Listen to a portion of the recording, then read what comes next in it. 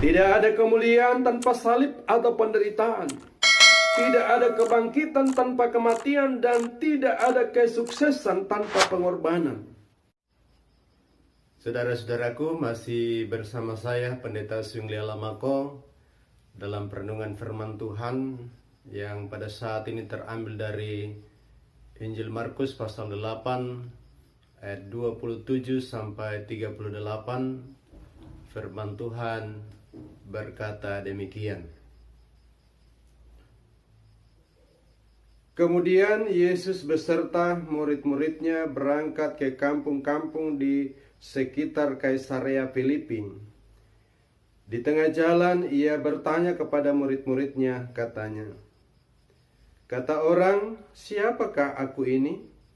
Jawab mereka, "Ada yang mengatakan Yohanes Pembaptis, ada juga yang mengatakan Elia, ada pula yang mengatakan seorang dari para nabi." Ia bertanya kepada mereka, "Tetapi apa katamu, siapakah aku ini?" Maka jawab Petrus, "Engkau adalah Mesias." Lalu Yesus melarang mereka dengan keras supaya jangan memberitahukan kepada siapapun tentang Dia. Kemudian mulailah Yesus mengajarkan kepada mereka bahwa Anak Manusia harus menanggung banyak penderitaan dan ditolak oleh tua-tua, imam-imam kepala dan ahli-ahli Taurat, lalu dibunuh dan bangkit sesudah 3 hari. Hal ini dikatakannya dengan terus terang, tetapi Petrus menarik Yesus ke samping dan menegur dia. Maka berpalinglah Yesus dan sambil memandang murid-muridnya, ia memarahi Petrus, katanya, "Enyahlah iblis, sebab engkau bukan memikirkan apa yang dipikirkan Allah, melainkan apa yang dipikirkan manusia." Lalu Yesus memanggil orang banyak dan murid-muridnya dan berkata kepada mereka, "Setiap orang yang mau mengikut aku, ia harus menyangkal dirinya, memikul salibnya dan mengikut aku. Karena siapa yang mau menyelamatkan nyawanya, ia akan kehilangan nyawanya. Tetapi barang siapa kehilangan nyawanya karena aku dan karena Injil, ia akan menyelamatkannya. Apa gunanya seorang memperoleh seluruh dunia tetapi ia kehilangan nyawanya? Karena apakah yang dapat diberikannya sebagai ganti nyawanya? Sebab barang siapa malu karena aku dan karena perkataanku di tengah-tengah angkatan yang tidak setia dan berdosa ini, Anak Manusia pun akan malu karena orang itu apabila ia datang kelak dalam kemuliaan Bapanya diiringi malaikat-malaikat kudus." Sedemikian jauh pembacaan firman Tuhan. Yesus berkata, yang berbahagia ialah mereka yang mendengarkan firman Allah dan yang memelihara di dalam kehidupannya. Saudara-saudara yang dikasihi oleh Tuhan Yesus Kristus, melalui perikop pembacaan kita pada saat ini, mari kita renungkan dalam satu tema yang berkata syarat mengikut Yesus. Nah, saudara-saudaraku, meskipun sudah 3 tahun lebih para murid bersama-sama dengan Yesus, tetapi mereka belum memahami dengan baik. Mereka belum memahami dan benar apa maksud atau apa arti kedatangan Yesus Kristus sebagai Mesias di tengah-tengah dunia. Mereka belum memahami arti panggilan untuk mengikut Yesus.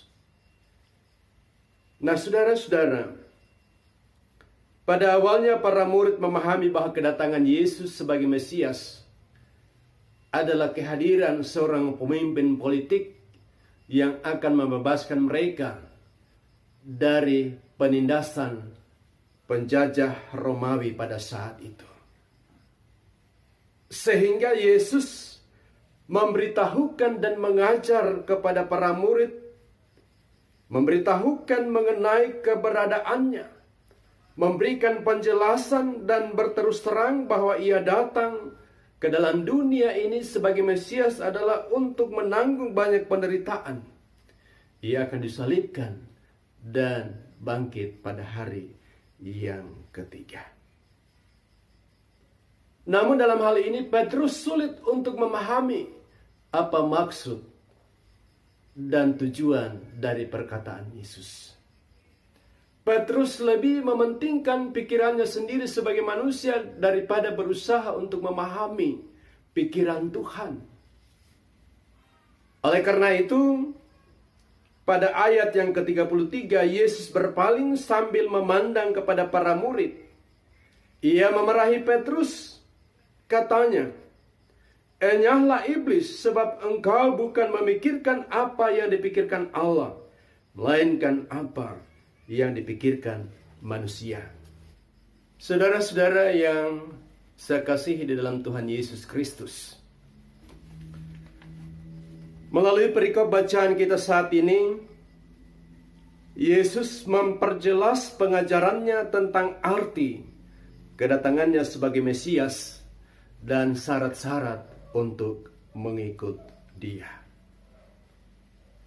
Ia mengatakan bahwa kalau kita ingin menjadi pengikutnya, kita harus bersedia untuk menyangkal diri, bukan berpikir seperti Petrus.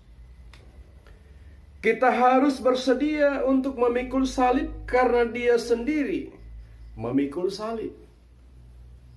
Dan kemudian kita harus mengikut Yesus, artinya bahwa kita harus bersaksi tentang Dia di tengah-tengah kehidupan ini.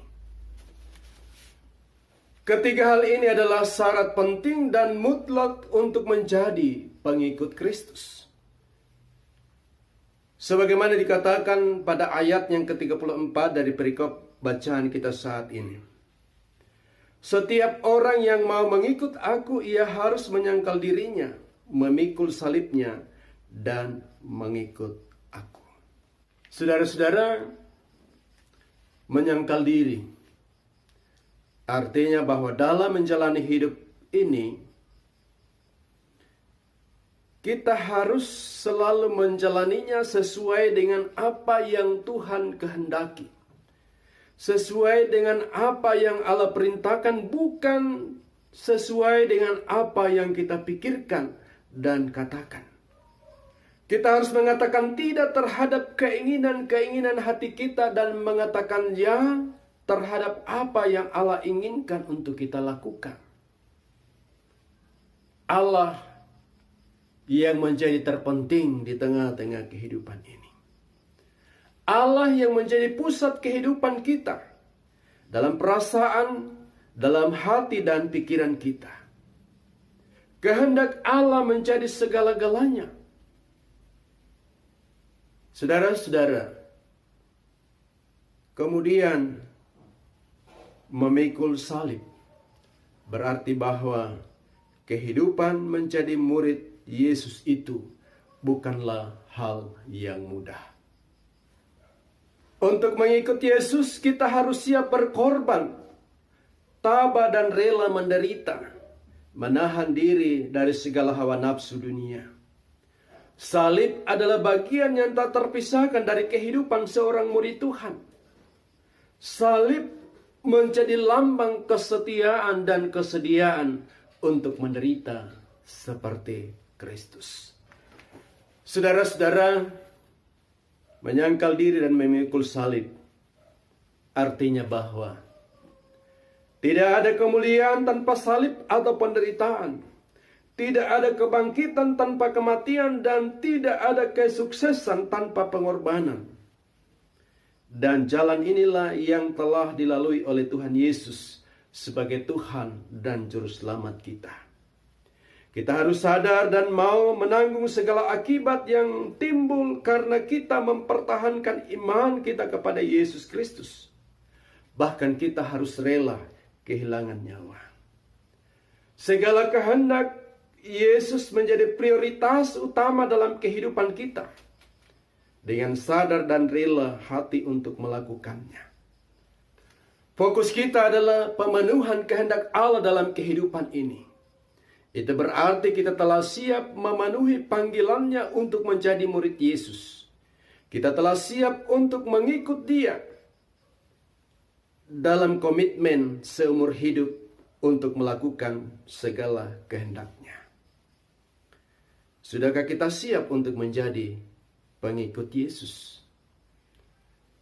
Saudara-saudara, mengikut Yesus bukan berbicara tentang kegiatan agamawi atau kegiatan mingguan atau kegiatan rutinitas yang selalu kita lakukan, ibadah minggu dan lain sebagainya.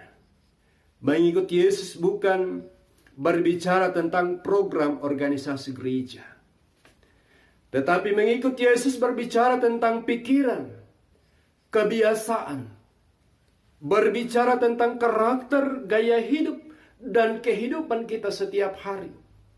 Kita harus mengikuti jejak teladan Kristus dan menjadikan firman Tuhan sebagai karakter dan gaya hidup kita. Saudara-saudara, untuk menjadi pengikut Yesus di zaman modern ini, di zaman yang serba instan, bahkan di zaman yang penuh dengan segala kesenangan dunia, kita harus siap untuk mempertahankan iman kita dengan melakukan segala yang diperintahkan oleh Allah melalui firman-Nya.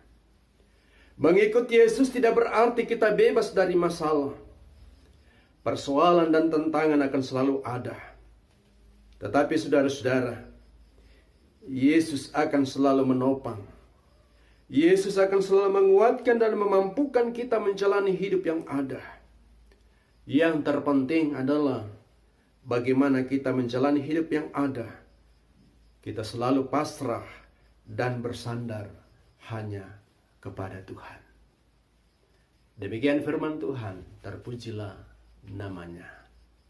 Amin.